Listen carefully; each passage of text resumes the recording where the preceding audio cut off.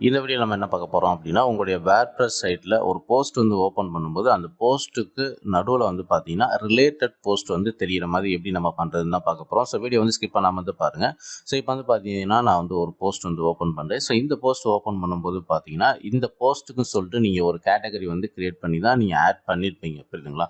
So அப்போ இந்த போஸ்ட்டுக்கு ரிலேட்டடான இந்த கேட்டகரியில் என்னெல்லாம் வந்து போஸ்ட் நீங்கள் ஆட் பண்ணீங்களோ ஸோ அந்த போஸ்ட்டோட லிங்க் எல்லாமே இந்த கண்டென்ட்டுக்கு நடுவில் வந்து பார்த்தீங்கன்னா உங்களுக்கு இந்த மாதிரி லிங்க் வந்து காட்டும். சி ஆல்சோ அப்படின்னு சொல்லிட்டு இந்த மாதிரி வந்து இந்த கண்டென்ட்டுக்கு இந்த கேட்டகரியில் என்னெல்லாம் நீங்கள் வந்து போஸ்ட் ஆட் பண்ணியிருக்கீங்களோ அந்த போஸ்ட் ரிலேட்டட் போஸ்ட் எல்லாமே இந்த மாதிரி வந்து காட்டும். ஸோ இங்கே வந்து பாருங்கள், ஸோ இங்கே வந்து பாருங்கள் சி ஆல்சோ அப்படின்னு சொல்லிட்டு இந்த மாதிரி வந்து போஸ்ட்டுக்கு நடுவில் வந்து காட்டும். ஸோ இந்த மாதிரி எப்படி நம்ம வந்து உங்களுடைய WordPress சைட்டில் நீங்கள் ஆட் பண்ணுறது அப்படின்னு தான் வந்து பார்க்க போகிறோம்.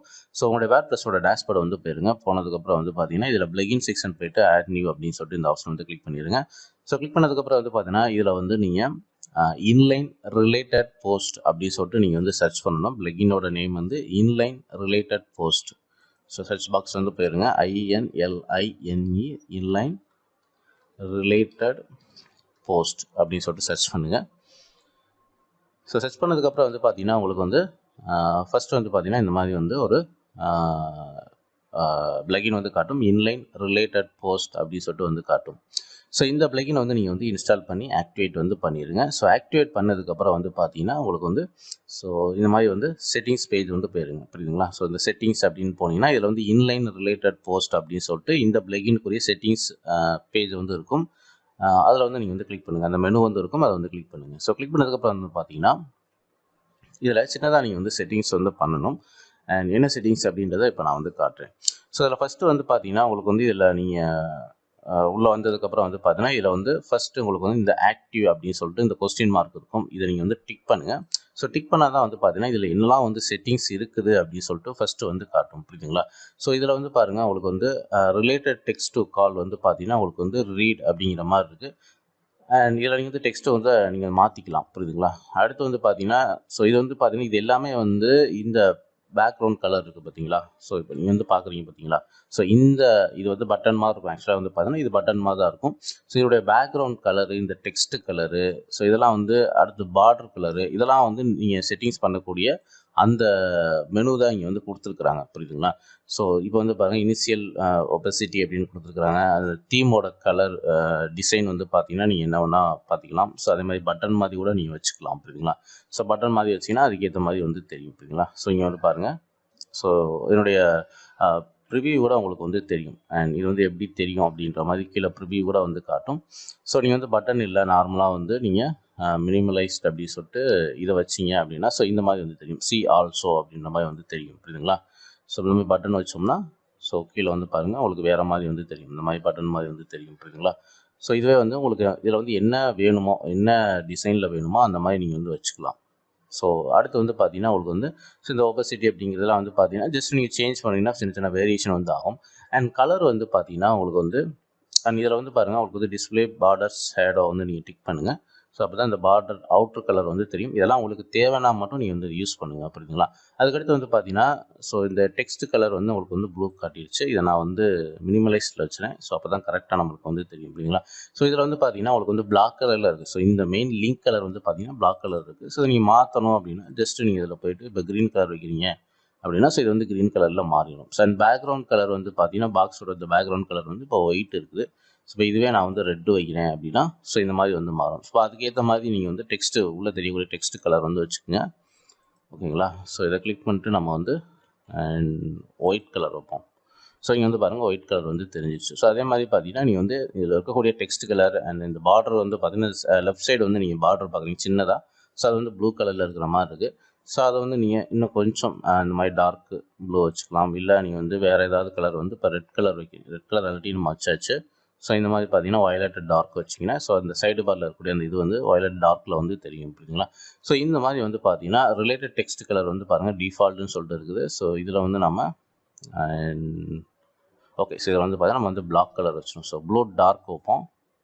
ஸோ இங்கே வந்து பாருங்கள் சி ஆல்சோ அப்படிங்கிற டெக்ஸ்ட் வந்து ப்ளூ டார்க் கலரில் வந்து மாறிடுச்சு. ஸோ இந்த மாதிரி வந்து உங்களுக்கு என்ன கலர் தேவையோ நீங்கள் இதில் வந்து சேஞ்ச் பண்ணிக்கலாம். அண்ட் எத்தனை லிங்க் வந்து தெரியணும், எத்தனை வந்து இப்போ நீங்கள் ஒரு போஸ்ட் ஓப்பன் பண்ணுறீங்க அப்படின்னா இதில் வந்து எத்தனை ரிலேட்டட் போஸ்ட்டோட லிங்க் வந்து தெரியணும். இதில் டிஃபால்ட்டாக வந்து பார்த்தீங்கன்னா 2 வந்து இருக்குது.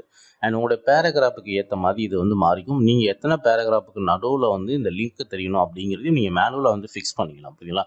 So how many boxes R single post. So எத்தனை ரிலேட்டட் போஸ்ட்டோட லிங்க் தெரியணும் அப்படின்னா டிஃபால்ட்டாக வந்து 3 இருக்கும். இதை நீங்கள் குறைச்சிக்கலாம். அதிகபட்சம் 3 இருக்கிற மாதிரி இருக்குது. அண்ட் இதை வந்து பார்த்தீங்கன்னா நீங்கள் 1, 2 ஸோ எத்தனை வேணால் வச்சுக்கலாம். புரியுதுங்களா? ஸோ டிஃபால்ட்டாக 3 இருக்குது. உங்களுடைய பேராகிராஃபுக்கு ஏற்ற மாதிரி நீங்கள் இதை கொடுக்கலாம். அடுத்து வந்து பார்த்தீங்கன்னா உங்களுக்கு வந்து ஸோ இது வந்து 0னே இருக்கட்டும். அண்ட் அடுத்து வந்து பார்த்தீங்கன்னா இன்டர்வல் பெட்வீன் த பாக்ஸஸ். இதில் வந்து பார்த்தீங்கன்னா வேர்ட்ஸ் கணக்கில் கொடுத்துருக்காங்க. 250 வேர்ட்ஸ் அப்படிங்கிற மாதிரி கொடுத்துருக்காங்க. உங்களுடைய பேராகிராஃப் கண்டென்ட்டோட பேராகிராஃப் வந்து எத்தனை வார்த்தைகள் இருக்கோ அதை ஈக்குவல் பண்ணி, இப்போ நீங்கள் 3 லிங்க் கொடுக்குறீங்கன்னா அதை வந்து ஈக்குவல் பண்ணிக்கிங்க. இல்லை 2 லிங்க் தான் கொடுக்குறீங்க அப்படின்னா உதாரணத்துக்கு வந்து இப்போ நீங்கள் 500 வேர்ட்ஸில் எழுதிங்கன்னா ஸோ 250 வார்த்தை அண்ட் ஸ்டார்டிங்லேயும் அண்ட் 3 டிவைட் பண்ணிக்கிங்க. அதுக்கேற்ற மாதிரி அந்த வேர்ட்ஸில் வர மாதிரி நீங்கள் கொடுத்துக்குங்க.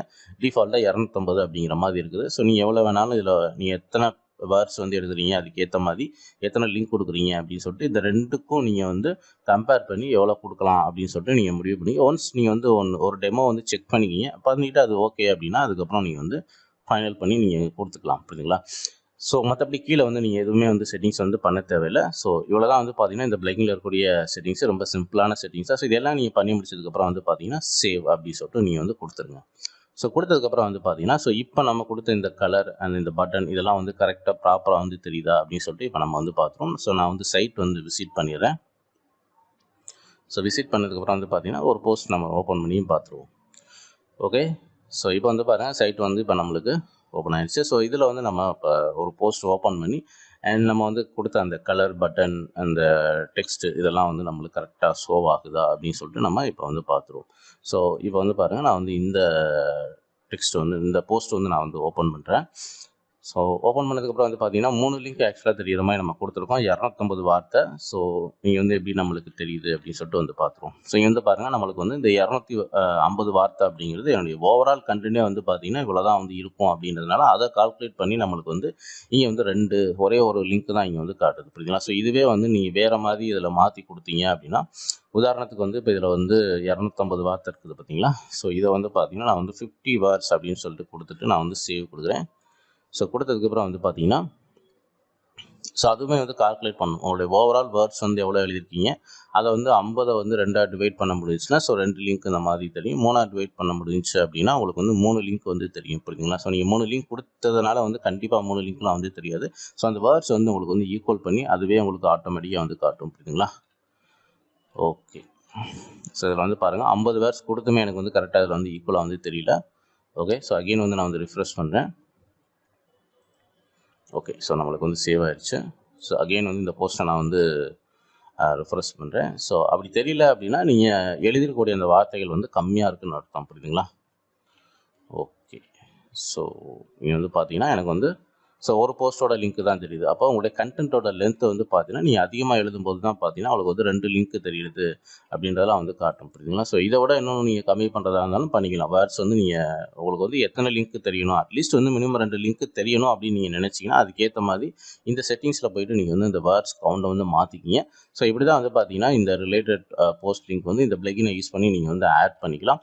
ஸோ இந்த வீடியோ பிடிச்சா லைக் பண்ணுங்கள், ஷேர் பண்ணுங்கள். நம்மளுடைய வெப்சைட் தமிழ் யூடியூப் சேனல் வந்து பார்த்தீங்கன்னா WordPress சம்பந்தமான அட்வான்ஸ் வீடியோ அடுத்து வர இருக்குது. ஸோ சேனலில் வந்து சப்ஸ்கிரைப் பண்ணி வச்சுங்க. ஸோ தேங்க்ஸ் ஃபார் வாட்சிங்.